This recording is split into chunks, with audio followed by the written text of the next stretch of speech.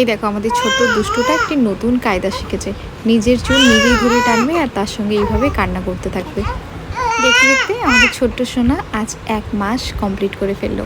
আর ছোট্ট ভাইকে দেখতে দাদা এসেছে আজ বাড়ি থেকে।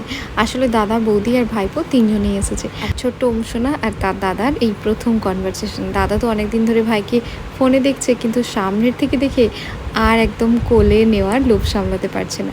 আর এইদিকে যেহেতু সবাই আসছে আর সঙ্গে আজকের দিনটা আমার জন্য একটু স্পেশাল, তাই প্রথম থেকে ডিসাইড করা হয়েছিল যে আজ সন্ধ্যাবেলায় বিরিয়ানি হবে।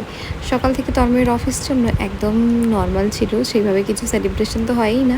আর এখন তো বাইরে যাওয়ার তেমন সুযোগ নেই, তাই জন্যই আমি প্রথমে গরম মশলাগুলোকে একটু রোস্ট করে পেস্ট করে নিয়েছিলাম। আর এদিকে চিকেনটাকে ম্যারিনেট করতে সকাল থেকে রেখে দিয়েছিলাম। আর এখানে চিকেনটাকে এইভাবে সর্ষের তেলে হালকা ভেজে নেওয়ার পর এদিকে আমি মশলাগুলোকে কষিয়ে নিচ্ছি। মশলাগুলো কষাতে কষাতেই ওম এখন ঘুম থেকে উঠে পড়েছে, তাই ওকে নিয়ে আমি আবার ব্যস্ত হয়ে গেছিলাম।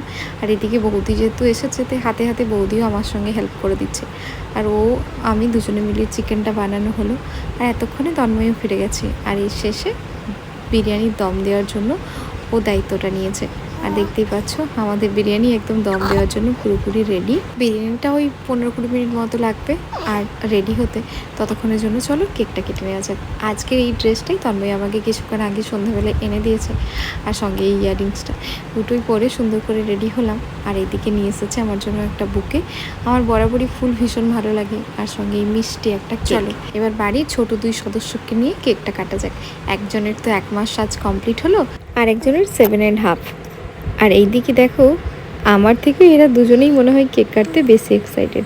আর ছোট্ট ওম সবাইকে কাছে পেয়ে বেশ খুশি। আজ তো জেম্মা জেঠু সবার কোল থেকে একদম নামতেই চাইছে না।